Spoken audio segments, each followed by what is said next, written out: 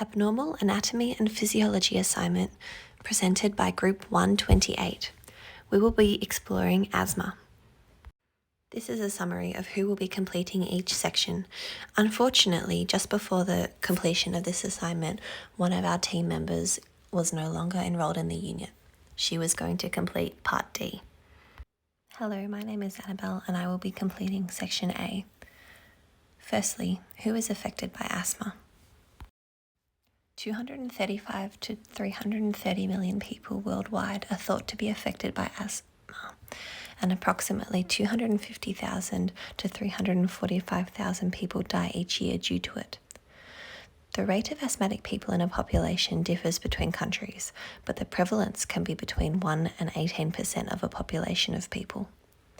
Asthma is more common in developed countries than developing countries. Rates in Asia, Eastern Europe, and Africa tend to be much lower. Although asthma is less common in developing countries, low and middle income countries account for more than 80% of the mortality rate globally. Asthma is also twice as much common in boys as it is in girls, but severe asthma occurs equally. In contrast, however, adult women have a higher rate of asthma than men, but overall it is far more common in children than adults. Global rates of asthma have increased dramatically since the 1960s, and it was first considered a major health problem in the 1970s. Within Australia, 1 in 9 people are affected by asthma. The state with the highest asthmatic population is South Australia, whilst the Northern Territory has the lowest percentage. From 2017 to 2018, 38,792 Australians were admitted to hospital due to asthma. Almost half of these people were children under the age of 15. Indigenous Australians are also nearly twice as likely to report having asthma compared to non-Indigenous Australians. What does asthma look and feel like? Although symptoms often vary from person to person, the most common mild symptoms are the feeling of a tight chest, constant coughing, an itchy throat, and wheezing. If an asthma attack is severe and has lasted a while, the person might start to experience severe symptoms such as cyanosis, chest retractions, nostril flaring, and trouble speaking. This is due to an absence of oxygen in the body. What causes these symptoms? Particular environments and conditions also sometimes trigger symptoms of asthma. Some of the most common triggers include illness, exercise, irritants in the air such as chemical fumes, smoke, strong odors, and air pollution, allergens such as dust mites, pollen, and animal dander. Research is also being conducted into the role of genetics in the development of asthma. These familial trends have encouraged researchers to explore the genetic predisposition to the disease. Although all genes associated with asthma have not been identified, genetic findings are constantly changing the current view of the pathogenesis of asthma. Now, what is the physiological reason for the mentioned symptoms before? When a person breathes normally, the air travels through their mouth or nose and down into their lungs with no difficulty. The specifics of this process will be explained later in the relevant section of the video. Asthma symptoms are the result of the lining of your airways swelling and the muscles around these airways tightening. Mucus then also fills these airways, making it even harder for the required amount of air to pass through. This is the end of Section A, an exploration into the symptoms and prevalence and epidemiology and pathophysiology of asthma. Thank you. You will now hear from Olivia, KU, and Bailey, who will do parts B, C, and E of this video. We can organise the respiratory system into 2 different parts. The first is classed as the upper respiratory system, and the second is the lower respiratory system. The upper respiratory system includes the nose, nasal cavity, paranasal sinuses, and the pharynx. The lower respiratory system includes the larynx, trachea, bronchi, lungs, bronchioles, and the alveoli. The upper respiratory system is responsible for allowing air to enter our body and travel through to the lungs. In the upper respiratory system, the nose is a commonly used passageway for air, which enters the body through this structure. The nasal cavity then cleans the inhaled air, and as the air travels through here, it becomes humidified and warm. Paranasal sinuses are air-filled chambers that are connected to the nasal cavities. They contain mucous epithelium. This mucus then travels into the nasal cavities. Another structure of the upper respiratory system is the pharynx, which is essentially what is commonly named the throat.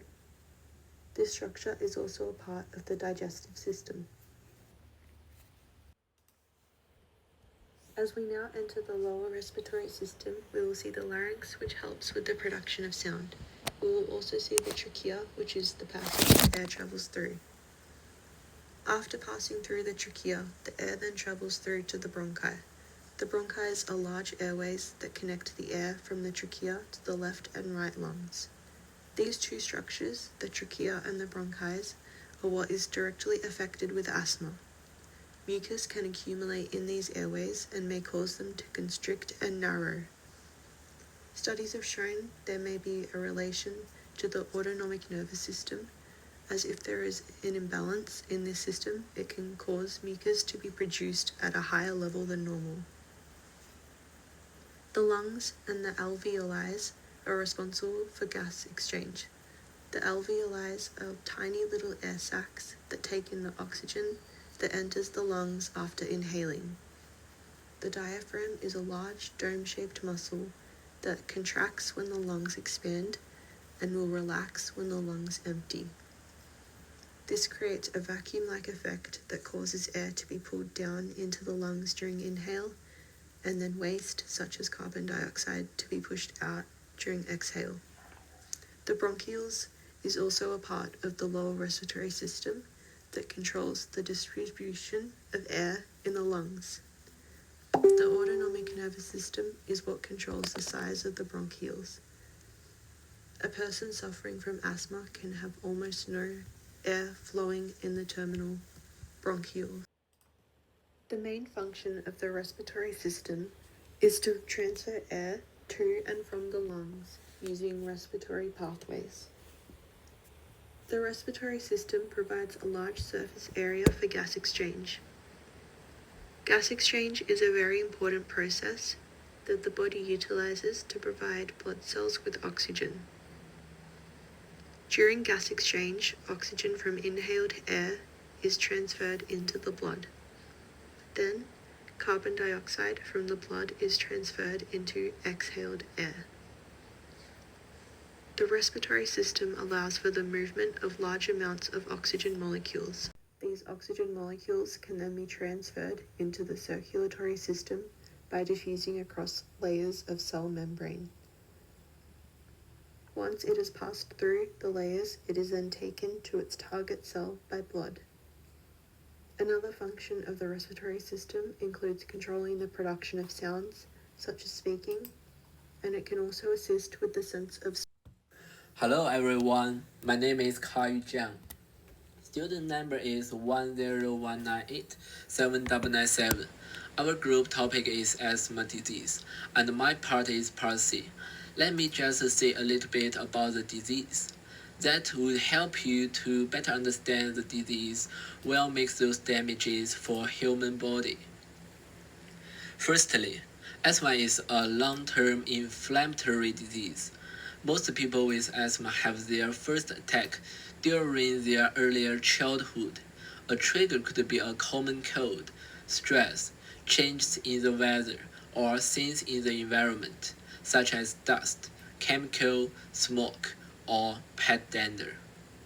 When asthma attacks, it will affect the airways of people's lungs. The airway lining tends to always be a hypersensitive state, characterized by redness and swelling. This slide shows the pictures of patient-dilated bronchiole. The difference between the normal people breathing, people who have asthma attack, and emergency patient. We can see that the fully dilated bronchiole looks like the first peak. When people get asthma attack, The bronchial will reduce 20% to 50%. That depends on how serious of attack level. As I said before, asthma attack will reduce people bronchial diameter. Patients with allergic asthma will have symptoms of difficulty breathing and feel chest pain. And the harm of asthma chest pain. Patients with allergic asthma will experience chest pain when the onset is severe, which may be related to excessive exhaustion of respiratory muscles. When combined with pneumothorax, severe chest pain may suddenly appear. Asthma easily damages the function of respiratory system and can cause respiratory failure and life. For those who have recurring asthma, emphysema will develop over time, and when the condition is severe, it can develop into complications such as chronic pulmonary heart disease. Then these complications are not only more difficult to treat than asthma, but also cause greater harm to the body, seriously affect the quality of life of the patient, and even directly threaten the life of the patient. Thank you for listening. Hi, my name is Bailey, and I'll be informing you about the treatment options for asthma as well as the effect these treatments have on the human body. Firstly, there are two types of treatment: quick release treatment and preventative treatment. Quick release treatment can come in the form of both inhalers and tablets. Inhalers can be used in the form of Brinkable or Ventolin. Both use a form of treatment called beta agonist, which relaxes the muscles around the airways, making it easier for the patient to breathe. When using an inhaler, it should be used in an company with a spacer. A spacer ensures the medicine travels straight to your lungs, as without one, Ventolin can be lost in the form of hitting the back of your throat.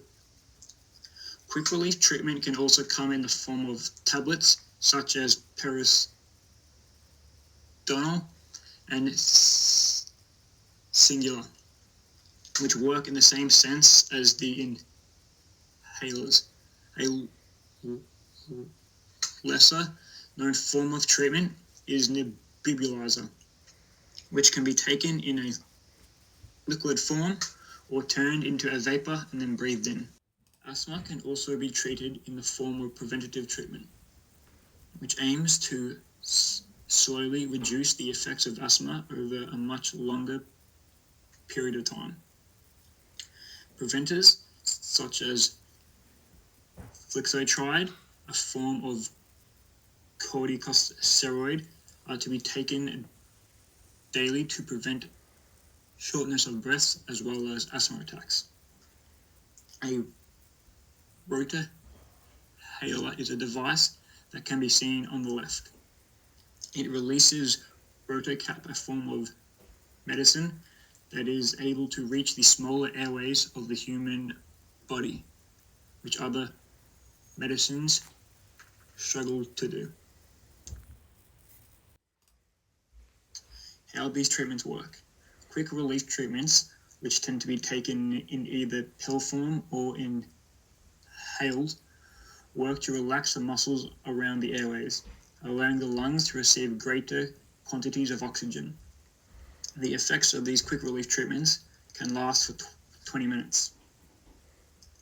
Although preventative treatment works in a